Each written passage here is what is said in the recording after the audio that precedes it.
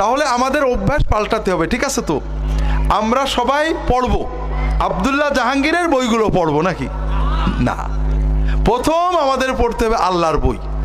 আল্লাহর বইটা সহি তেলাওয়াত করতে পারি নাকি আমরা? অনেকেই পারি না। কেন ভাইরা? আল্লাহর সাথে বান্দার সম্পর্ক খুবই সহজ। আপনি চেষ্টা করেছেন, পারেননি, আল্লাহ আপনাকে সওয়াব দিয়ে দেবেন। কথা বোঝেননি?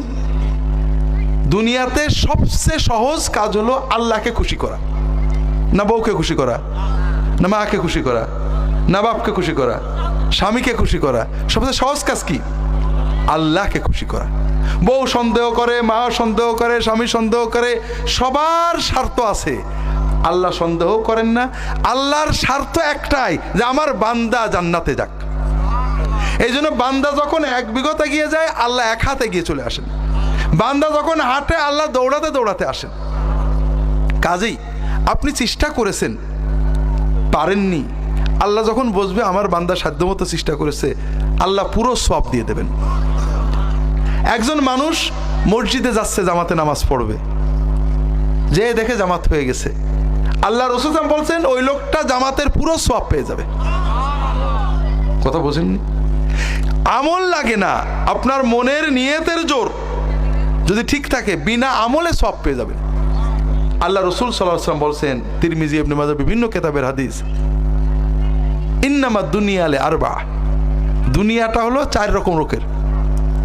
রাজুলুন আতাহুল্লাহু মালান ওয়া ইলমান ওয়া হুয়া ইনফিকুহু ফি হাক্কি, একজনকে আল্লাহ অনেক টাকা পয়সা, শক্তি, সম্পদ দিয়েছেন, আবার আল্লাহর এলেমও দিয়েছে। কোন কাজে ক্ষমতা খাটালে, কোন কাজে টাকা ব্যয় করলে আল্লাহ খুশি হয় সে জানে। সে আল্লাহর পছন্দসই জায়গাগুলোতে টাকা ব্যয় করে, তার ক্ষমতা, শক্তি, টাকা আল্লাহর খুশির কাজে ব্যয় করে। এই লোকের সওয়াব হচ্ছে না গুনাহ হচ্ছে? সওয়াব হচ্ছে না গুনাহ হচ্ছে? সওয়াব হচ্ছে। আর একজনকে আল্লাহ এলেম দিয়েছে যে এই জায়গায় টাকা খরচ করতে, এইভাবে মানুষের উপকার করতে হয়, গরিবের সাহায্য করলে আল্লাহ তো সওয়াব দেয়, অসহায়কে সাহায্য করলে আল্লাহ সওয়াব দেয়, কিন্তু তার টাকা দেয়নি আল্লাহ। সে সবসময় বলে যে আল্লাহ আব্দুল সালামের এত টাকা দেছো, সে কত ভালো কাজ করে, গরিব দুঃখী এতিম বিধবাদের হাসপাতালে ভর্তি করে, শিক্ষা দেয়, মাদ্রাসা করেছে, মসজিদ করেছে, এত আল্লাহ তোমার পথে ব্যয় করে। আল্লাহ যদি আমার তুমি টাকা দিতে, আমি ওর মতো ঠিক তোমার পথে ব্যয় করে করে আল্লাহ আমি তোমার সওয়াব কিনে ফেলতাম।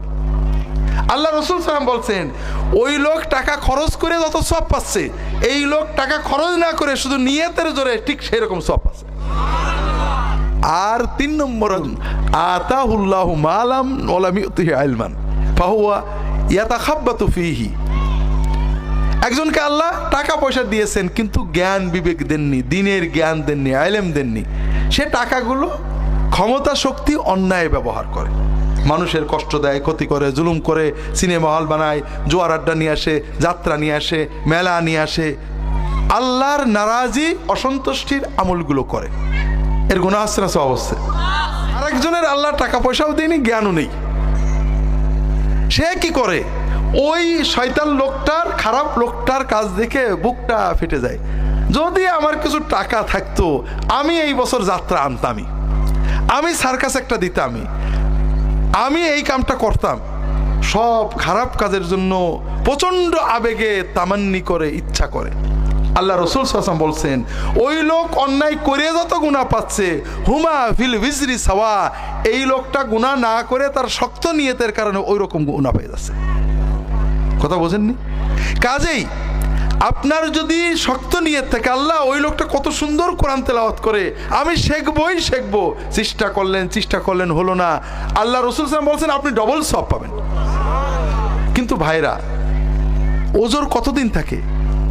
কিয়ামতের দিন আল্লাহ আপনার আমলনামার সামনে দেবেন। 30, 40, 50, 60, 70, 80 বছর বেঁচেছেন, কত বই পড়েছেন, কত জিকির করেছেন, কত আকাম করেছেন, শ্বশুর বাড়ি গেছেন, রাজনীতি করেছেন, বোন নিয়ে বেরিয়ে বেড়াইছেন, কিন্তু প্রতিদিন 10টা মিনিট কোরআনের পিছনে আপনি দেননি, তখন কি জবাব দেবেন? এই জন্য ভাইরা, আমার অনুরোধ হলো, আল্লাহ রাসূল সাল্লাল্লাহু আলাইহি ওয়াসাল্লাম বলছেন, মান জাআলাহু আমামাহু কাদাহু ইলাল জান্নাহ, যদি কেউ কোরআনকে তার সামনে রাখে, এই কোরআন তাকে জান্নাতে নিয়ে যাবেই।